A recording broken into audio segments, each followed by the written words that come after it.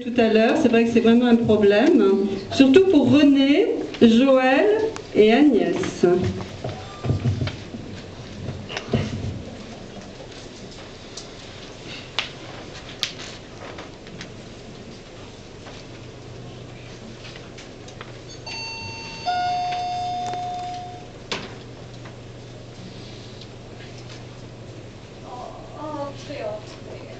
Oh, ma chérie, que je suis contente.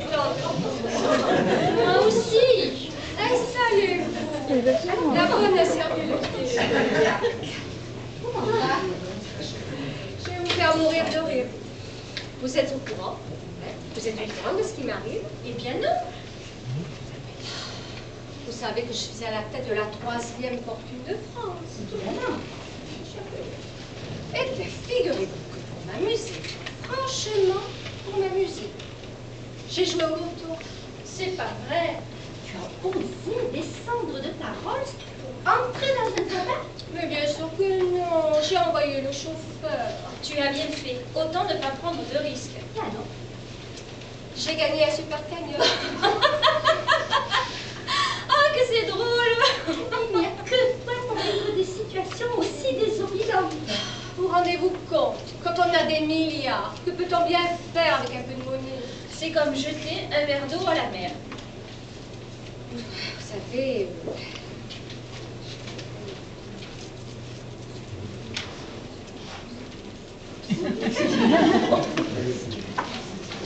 J'essaye de prendre. Remarquez, j'essaye de prendre la chose le mieux possible.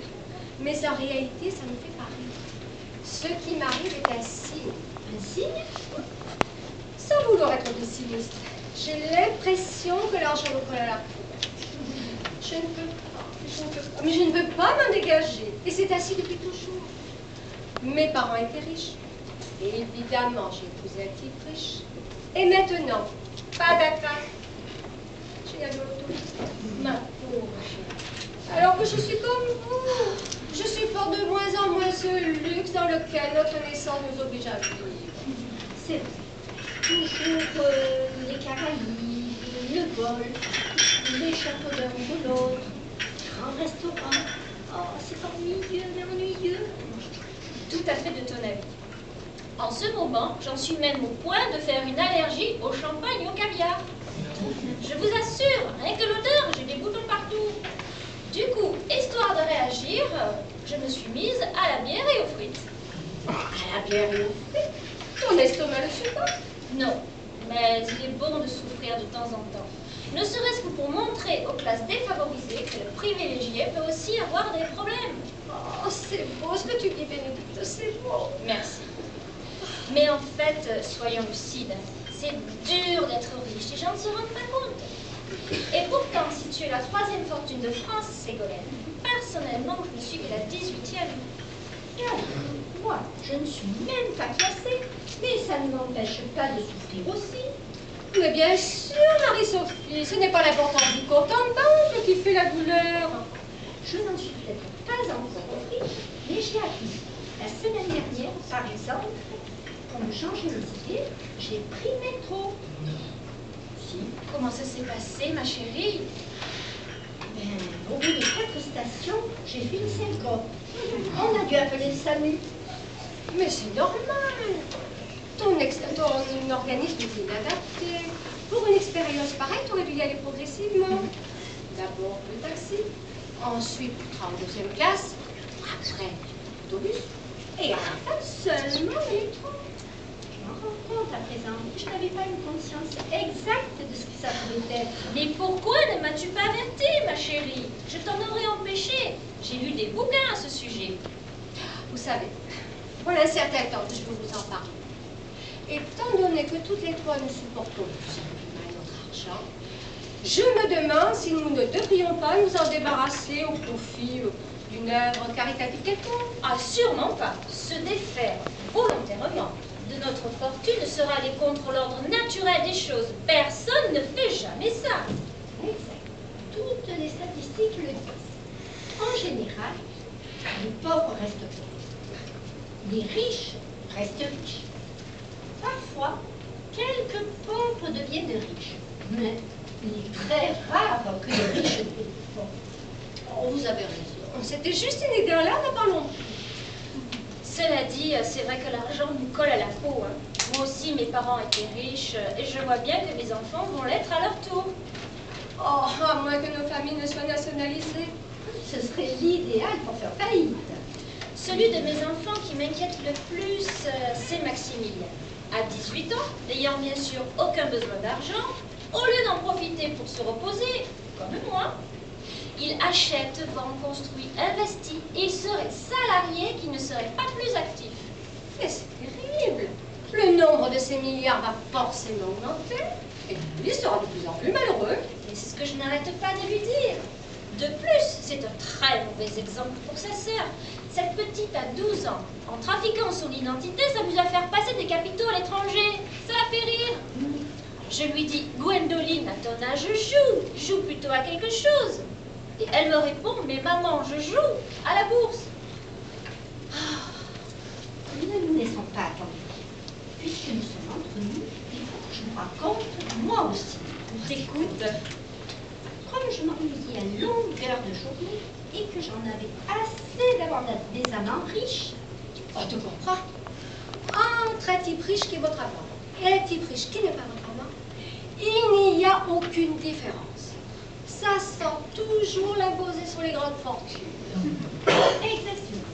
Conclusion, un beau jour, histoire de découvrir d'autres horizons, j'ai pris un amant. Un amant pauvre? Après le métro? Méfie-toi, Marie-Sophie. Tu vas finir par quitter ton 15 pièces cuisine pour un bidonville. Et pourquoi pas? Oh, continue, je t'en prie. Comment as-tu fait pour trouver dans notre milieu un homme nécessiteux, singulier? Je dois dire que ça n'a pas été facile. Mais finalement, je suis tombée sur un terrassier qui défonçait le trottoir devant chez moi. Un terrassier? Carrément, tu sais bien que j'ai un côté excessif.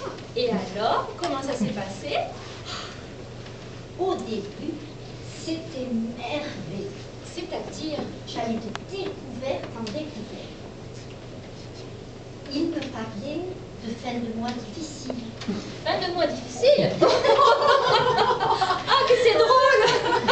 Il me parlait de chèques sans commission. Qu'est-ce que c'est? Je ne vois pas non plus. Il m'a expliqué, c'est quand on n'a plus d'argent, mais qu'il vous reste malgré tout un chéquier. C'est vraiment un autre monde. Raconte-nous encore, Marie-Sophie, c'est passionnant. J'ai aussi appris à parler le conte. C'est d'un pittoresque. Il me disait souvent, je vais vous... Bon, je me tire. Autrement, je vais me faire lourder par ma grosse. Qu'est-ce que ça signifie? Je n'ai jamais osé lui dire que je ne comprenais pas tout ce qu'il me disait. Alors là, tu as bien fait. Hein. Je me suis laissé dire que le salarié est susceptible. Parfois, je voulais lui faire un petit cadeau. 3 fois rien. Un briquet, un crusté de diamants, un stylo à notes. Il refusait en disant, pas question, c'est toi ma seule richesse. Je lui répondis, mais enfin, je suis dans tes bras pour oublier ma richesse. Est-ce que moi je te dis, tu es ma seule misère? Un peu de délicatesse, Dédé. Parce que ça s'appelait Dédé? Oui, c'était totalement exotique. Pourtant, peu à peu, il a consenti à accepter mes mini-cadeaux. Puis, il m'a dit qu'il préférait les chèques, avec provision. Finalement, vous n'allez pas me croire, il voulait que je mette le plus de zéro possible. Il n'y a vraiment que le pauvre pour donner de l'importance à l'argent. À la fin, pourtant, j'en ai marre. Qu'au moment de se mettre au lit, à chaque fois, ils disent le chécousse d'abord. Si bien qu'un jour, je lui ai dit, au hasard, Dédé, tire-toi, va te faire lourder par ta grosse. Je sais toujours pas ce que ça veut dire. Moi non plus. Mais lui, il a compris et il est parti. Mais quelle histoire! Et tu n'as plus eu de nouvelles? Si, figurez-vous qu'avec tout ce que je lui ai offert, il a monté une entreprise. Et il est devenu riche. Bien fait pour lui!